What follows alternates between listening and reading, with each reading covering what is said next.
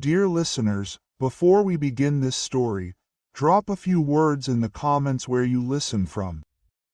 And if you have any ideas on how to make the channel better, feel free to do so. Now let's get down to business. My name is Ilya. I'm 34 years old. I work as a manager in an IT company in Moscow. And on Tuesday at 1:47 a.m. my phone vibrated from a message that hit me harder than a hangover after a corporate party.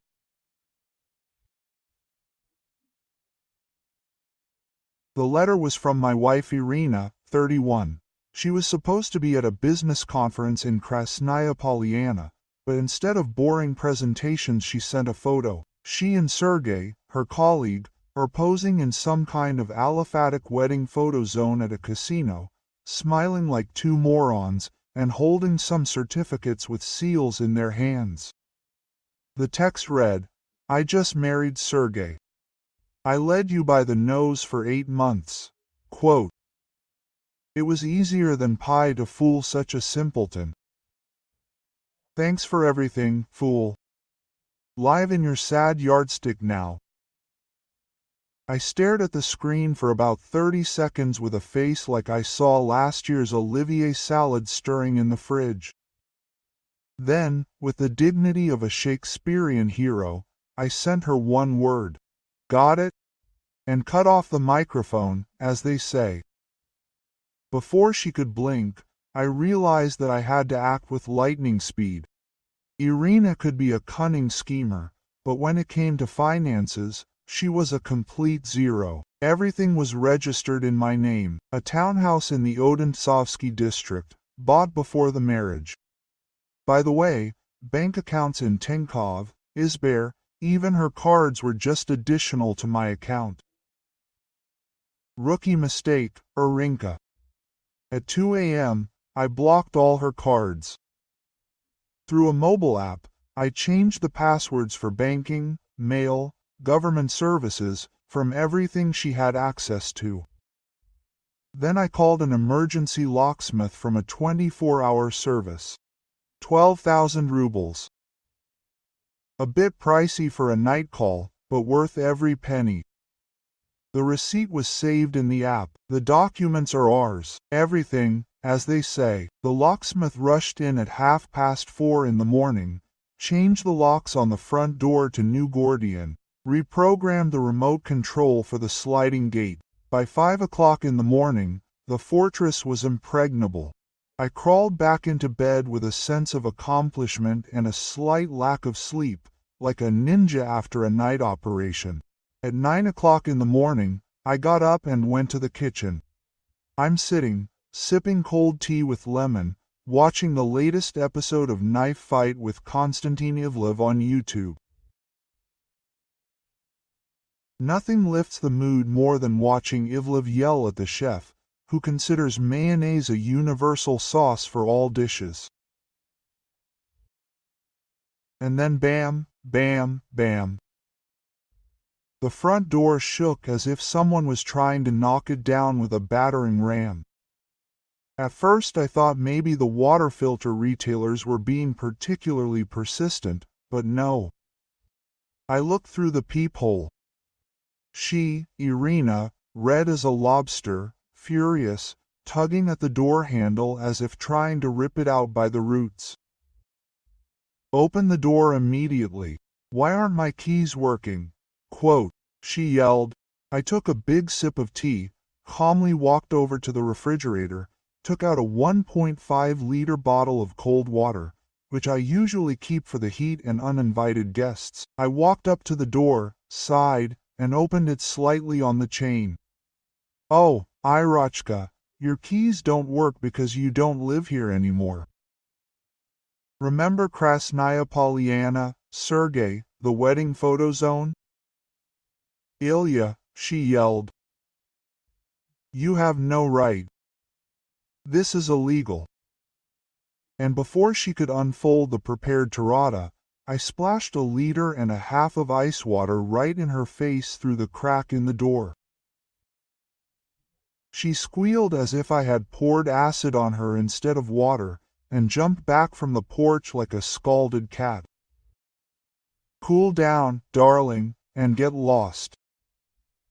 I politely but firmly closed the door and returned to Ivlev, who was just tearing the establishment to pieces for its dirty hood. Wonderful parallels with life. Voyron in 5 minutes. Yes.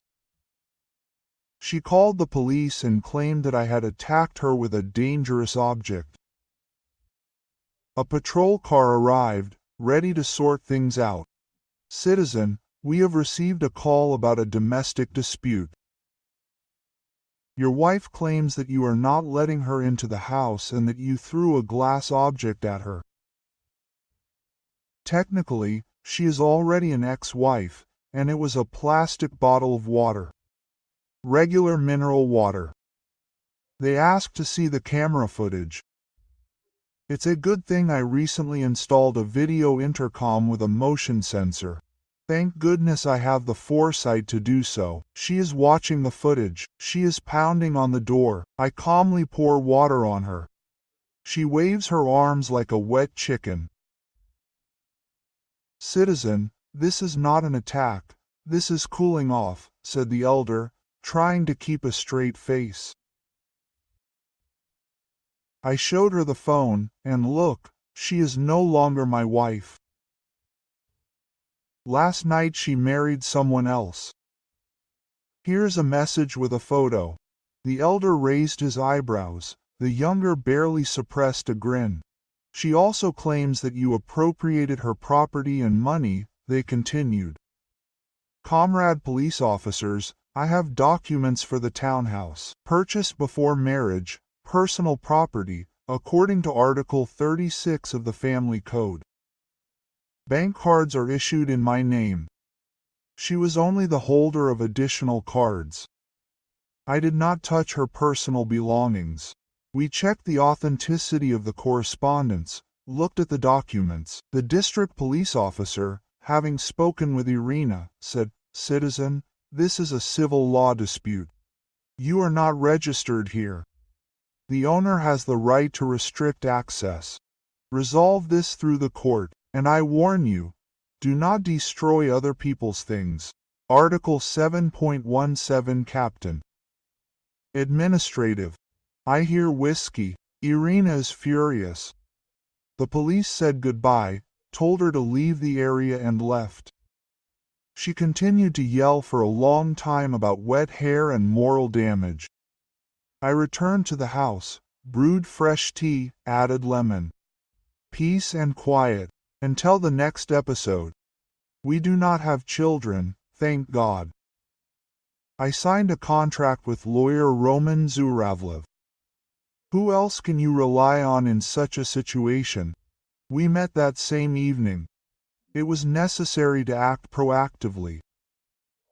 The next morning, when I was wondering whether to finally vacuum or continue the noble inaction, chaos returned. This time in the form of a whole landing party of naughty sportage. I heard the whistle of brakes, the slamming of doors and the unmistakable sound of impending drama. I look out the window. All of them. Irina, Sergei with the look of a beaten dog, who clearly regrets every decision he makes. Lyudmila Viktorovna, Irina's mother, clutching a bag of papers in her hands, as if they were sacred tablets. And Camilla. Oh, Camilla, Irina's sister, that's a separate song. Nature has awarded her such forms that they require separate insurance and warning signs. If she fell off a cliff, seismologists would record an earthquake. She doesn't walk, she floats majestically, and everything else obeys the laws of physics around her center of gravity. This armada moved towards the house like an assault squad. "You're a coward," Irina screamed. "You humiliated me in front of the police.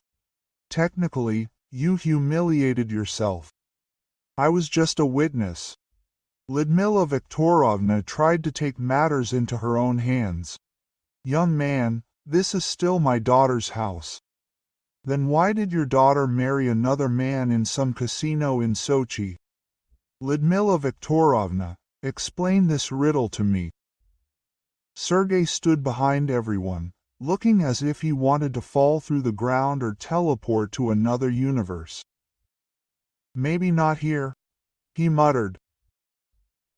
Camila, in a top that emphasized her dignity rather than hid it, crossed her arms, almost causing a solar eclipse.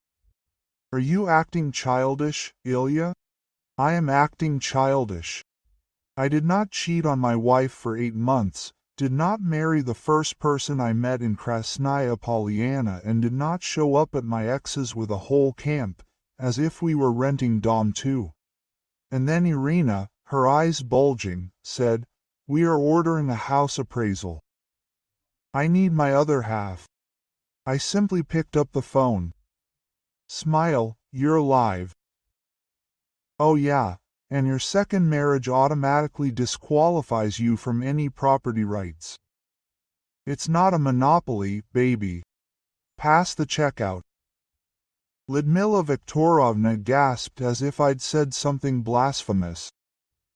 Sergei turned around and walked back to the car. Like, I was just passing by. And Camila, turning around and knocking down my mailbox by the gate with her bust, proudly walked away. I laughed so much that my stomach hurt. I called Roman. The second act of the circus is over. I'll send you the video. Thank God for motion sensor cameras and tea with lemon. Sergei looked like he wanted to be anywhere but here. I think the euphoria from the wedding in Krasnaya Polyana quickly passed when he realized that his newlywed wife was effectively homeless and penniless.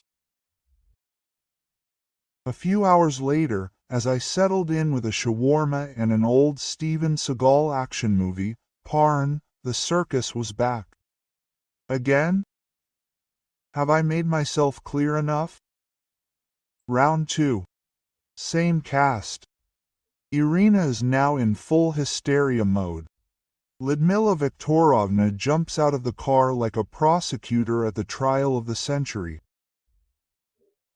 Sergei still radiates the aura of a man who deeply regrets his existence.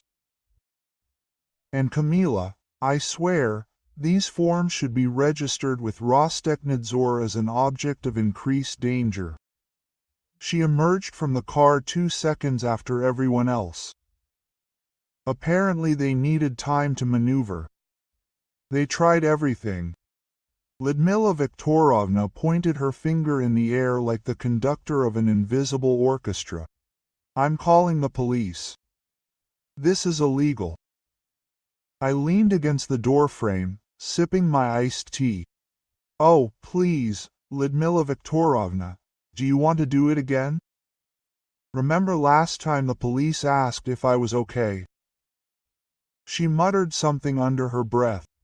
Camilla stepped forward, thrusting her bust forward like a battering ram. You're just a sick control freak. Sorry, I didn't hear you. I was distracted. How should I say this? Gravitational anomaly. Is that your own postcode or a life jacket?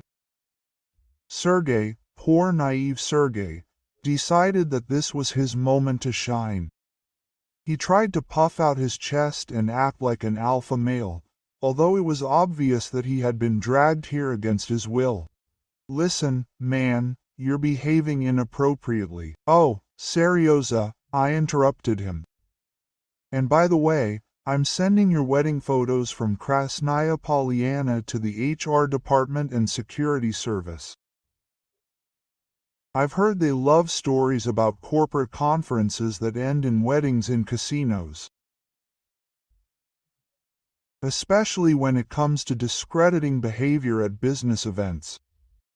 Sergei turned as white as A4 office paper. Irina meanwhile burst into theatrical sobs, as if she was auditioning for a role in the melodrama Moscow. Tears does not believe too. Are you kidding me? She read, "This is financial abuse." Oh, you mean the boxes with your wardrobe from BFRI and Glia ADNS, which I carefully packed in bubble wrap. I pointed to the garage. You have an hour to load everything. Then I will start charging an hourly rate for storage. And then came the icing on the cake. They went to register the Gazelle, which I generously booked through Yandex Go Freight in Irina's name. She tried to pay with her card. Rejected. This is some kind of mistake, she muttered to the cashier. Try again. Rejected twice. Maybe you can call the bank and find out who paid in the end? That's right, our hero Sergey. The look on his face when he took out his Esperbank card was worth all my efforts. The soul left his body so clearly that you could document it for scientific purposes. But the most interesting thing happened later. Yesterday, my lawyer Roman Zuravlov called. Ilya, you won't believe it. Irina is trying to challenge her second marriage. She says she was drunk and was forced to. And pay attention, she wants to claim a share in your house, because formally you were still married when she left for Sochi. Roman laughed so hard that he almost fell off his chair. She herself sent you written confirmation of infidelity and attempted bigamy. That's it with her, Ilya. It's not even funny, it's fantastic. And then I found out through mutual friends. Sergey lives with his mother in a 2-room apartment in Bryanlovo. He sleeps on a folding bed. He thought Irina had money. It was a real bummer.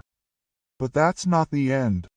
Irina has launched a whole campaign on social networks, vKontakte, Telegram channels. She wrote everywhere that I was an aggressive abuser who drove her into a toxic marriage, and she was forced to look for love on the side. Lyudmila Viktorovna and Kamila actively spread this. Some of our mutual friends even believed it. But Irina forgot about one thing. I have a friend Zakar, our techie, a genius in IT. He helped restore an interesting correspondence between Irina and Sergey on vKontakte over the past year. There she bragged about how she plays the long game and saves money before leaving. My favorite message. He is such a sucker. I have been transferring money from the card for groceries to my account for several months now. I will soon save up for our wedding, honey. Yes, about that very card for groceries. It was my additional card that I gave her for household expenses. I showed her the statements. She withdrew cash supposedly for food, but spent a maximum of half. God knows where the rest was. I posted screenshots, and her whole legend fell apart like a house of cards. Then came the height of idiocy. First, she persuaded my father to call my boss. Imagine, a grown man calls and says, "Your employee is bullying my girl," as if we were at school and I was pulling her pigtails. My boss Andrei Petrovich, who was following this whole story like a TV series on Kinopisk, politely advised him to take his problems to the competent authorities. Corporate language for get lost, Grandpa. The next episode is at 5 o'clock in the morning with screams at the door. Irina tried to break down the door, screaming about Grandma's jewelry, as if Grandma died and left her the family diamonds. Spoiler. Grandma is alive, well and wears this jewelry to the community center. Then there was the accusation of killing a cat. Friends, we never had a cat. I am allergic to cats. The most we had alive was a dying succulent, which she forgot to water for 3 months. But that's not all. She started calling my mom. Tears, a trembling voice, an Oscar-winning performance. I made a mistake. Sergey means nothing to me. My mother, who subsists exclusively on black coffee and sarcasm, replied, "Darling, you should have thought about this before you spent 8 months writing horizontally with him." Harsh, elegant, almost Shakespearean. But the absolute pinnacle of impudence happened yesterday. Galina Petrovna, Sergey's mother, called me. Her voice was like a mixture of cognac and condemnation. Quote, "Ilya, I think you should be generous and take Irina back. Sergey can't support his wife. He made a mistake. You know what young people are like. I had to go to jail. I was afraid that such impudence would give me a stroke. Forgive me, do I understand correctly? You are asking me to take back a woman who cheated on me with your son so that your son will not have to bear responsibility for his betrayal." Galina Petrovna without a hint of irony. "But when you say it like that, it sounds selfish. Marriage is forgiveness. Forgiveness.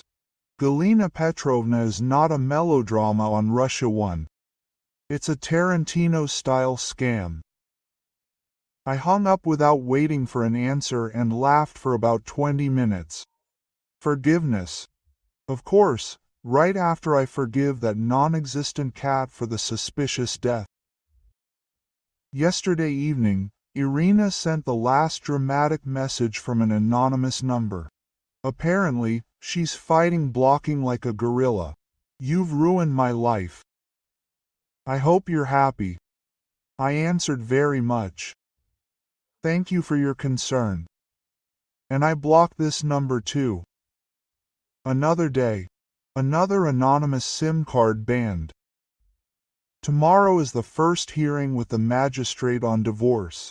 Roman says, everything will be simple. Irina technically attempted to commit bigamy. You know, such a trifle to marry another man without dissolving the first marriage. Details, details. And I must say, the hearing did not disappoint. Pure judicial theater, material for the showman and the law. Irina showed up in a white dress. At the divorce hearing. In a white dress. The irony was so thick that you could cut it with a knife. Camilla came with her, a walking threat to public safety. I swear, you need permission from Rosteknadzor for this bust. The bailiff kept his distance out of self-preservation.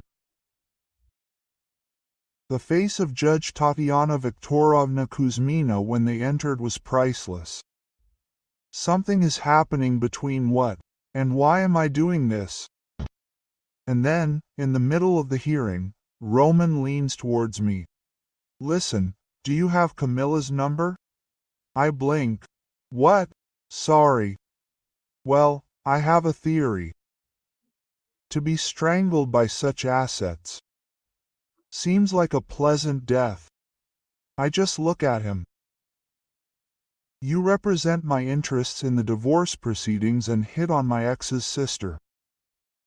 I'll rip off 20,000 from the account. I gave him the number. Listen, don't judge. It's 20,000 in moral compensation. If he is destined to die, let him die happy. The hearing was adjourned. I left feeling like watched a reality show of his own production. Irina's lawyer tried to trump at the last moment. They say that the marriage in Sochi does not count because Irina was under emotional pressure. Allegedly, she is a fragile flower, confused by Sergey's promises. What exactly Sergey could promise, besides a thin beard and a meter card, remained a mystery. The judge leaned forward. What exactly do you mean by coercion in this context? The lawyer with the confidence of a poor student at the board. Sergey promised her, made her believe that divorce was the only way out. Then Roman stood up, inspired by justice and a triple from the press. Your Honor, I have 69 pages of correspondence from V. Contacta. Yes, exactly 69. Shows how the defendant spent a year planning her escape to Sochi. He threw the printouts on the judge's table, like a trump card in preference. The judge began to leaf through them. Her face changed from professionally neutral to slightly disgusted, and then to barely restrained laughter. Ms. Gorshkova, the judge cleared her throat. You wrote that, I quote. I can't wait to see his stupid mug when he realizes that I screwed him over completely. Irina turned the color of a boiled lobster. This is taken out of context. I couldn't resist. And what context does this improve? Were you playing Monopoly? Dead silence. The judge banged her gavel. The marriage was dissolved. Irina left the courtroom with the personal belongings of her cinema, for which she still had to pay a lot and nothing else. She was not assigned any alimony. This is generally rare in our courts. She has no children. But the court ordered her to pay me compensation of 30,000 rubles a month for 6 months for the fact that I paid for her advanced training courses last year. Only 180,000, but the fury on her face was priceless. Roman and I left the courthouse in high spirits, enjoying this a small legal victory. And then Lyudmila Viktorovna, Mother of the Year, if it's 1973 and the competitors are empty bottles, started screaming like a seagull whose last crust of bread was taken away. You stole everything from my child. She waved her arms as if she was going to physically challenge the court's decision. Before I could blink, Camila, yes, that same walking threat, snatched a glass of Star's coffee and tried to splash coffee on me. Spoiler, she missed. A direct hit on Galina Petrovna, who came to support the young couple. As if this was a melodrama on Russia 1, and not another episode. Let them talk. And then a real coffee battle began. Caramel Raff flew in all directions, pumpkin armor, splashed everyone within a 3 meters radius. Security had to intervene and separate the ladies, like in a school cafeteria, for emotionally unstable aunties. And Sergei wasn't even there. Galina Petrovna's heartbreaking screams revealed that her precious son had already started an affair with a 22-year-old barmaid whom drumroll had met at his own wedding in a hotel bar in Krasnaya Polyana. Because, of course, Irina had a breakdown then too. Not just a tear or a dramatic look into the distance. No, a full-blown hysteria with snot, sobs, and sounds that only babies or dehydrated tourists make. Everything was supposed to go wrong, she sobbed, as if the universe hadn't given her a loyalty card for emotional manipulation. Camilla, already slightly sticky from the remains of Lada, tried to console her sister. Everything is fine, honey. You can stay with me. To which Irina replied through her snot, I can't. Your apartment smells of cats and melancholy, and your mattress is all in pellets. Even Camilla looked tired at that moment, as if she remembered that she had left her dignity somewhere in a past life. According to the latest rumors, Irina lives with her parents. Sergei is engaged to that barmaid. Both were fired by mutual agreement after an internal investigation. Lyudmila Viktorovna was banned from visiting 2 chocolate shops for pestering the Borists, who looked vaguely like Sergei. One poor guy was just making cold coffee when she started yelling. I know what you did to my daughter. You are a sellout coffee soul. Camila, meanwhile, went public, started a blog on Telegram about how she broke up with toxic relatives and about the daily difficulties of finding lingerie for plus-size women.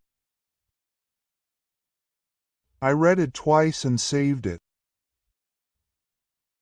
For scientific purposes, of course, Galina Petrovna is now suing Irina for moral damage caused to her son. Which sounds especially ridiculous coming from a woman whose offspring found a new passion playing poker during his honeymoon. And I'm thriving. Sold a townhouse for much more than the market price. It turns out that a scandalous story provides excellent traffic to the Nazis. Moved to an apartment in the center with concierges, security and zero chance of ambushing exes in the bushes. And the best part, I started dating Evgenia from the fitness club. She thinks this whole story is hilarious. Last week she brought me coffee with the inscription, "Not Sergey" in marker on the glass. I laughed so hard I almost pulled my abs. Roman framed a printout of that certificate from Krasnaya Polyana. Now it hangs in his office. Between the diploma and the sticker. Divorce is cheaper than a fight. People always ask if I regret being so petty. No, not a drop. She played stupid games, won the main prize at the clown circus. My only regret is that I didn't notice the red flags sooner. Like when she told me her ex was crazy because he changed his Kinopisk password after she cheated on him. I should have guessed right away. If you defend cheating with passwords, you're not a wife, you're a walking violation of the user agreement.